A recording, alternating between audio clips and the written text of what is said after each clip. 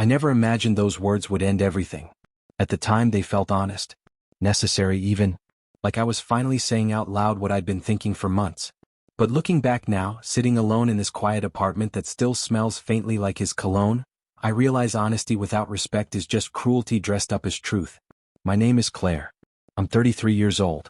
And until recently, I was married to a man named Daniel, a man I truly believed would never leave me.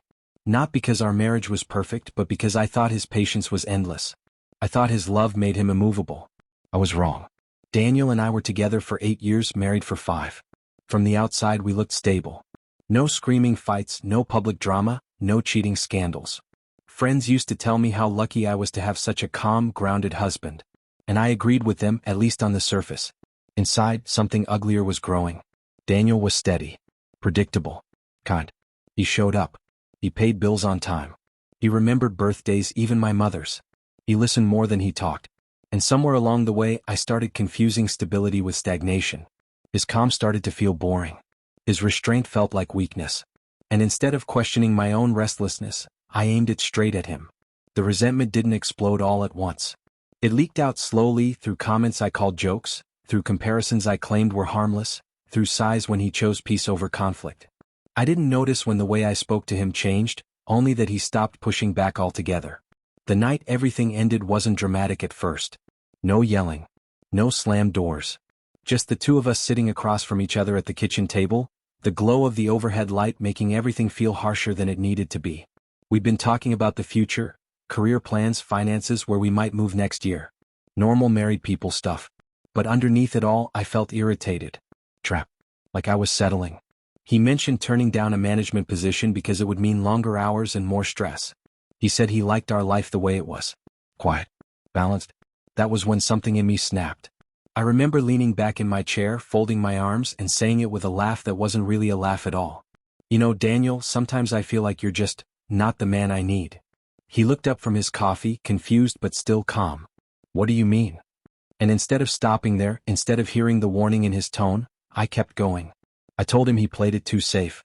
That he lacked ambition. That I needed someone stronger, someone who would take charge, someone who didn't always choose the easy, peaceful route. I told him I felt like I was carrying the weight of wanting more for both of us. Then I said it. The sentence I can't take back.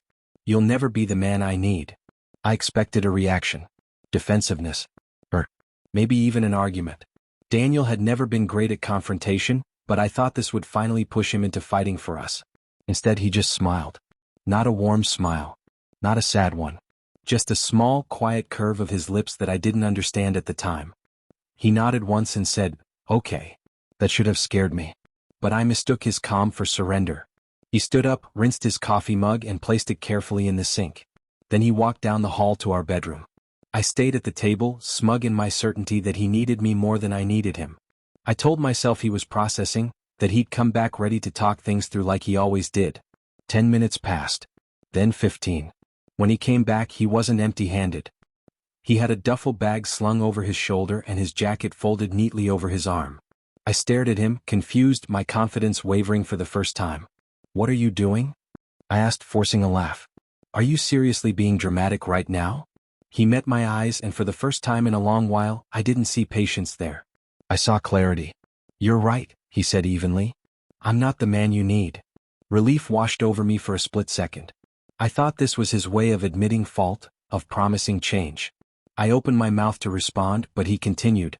"And you're not the woman I want to spend the rest of my life proving myself to." The words landed heavier than anything I'd said. He walked past me, stopping briefly at the door as if considering whether there was anything left to say. There wasn't.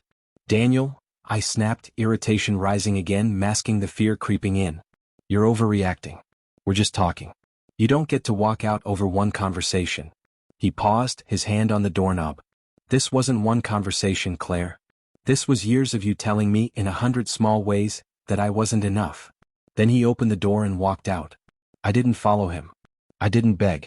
I told myself he was bluffing. That he'd cool off like he always did. That he'd come back once he realized I didn't mean it the way it sounded. But deep down, something cold and unfamiliar settled in my chest. Because this time he hadn't argued. He hadn't defended himself.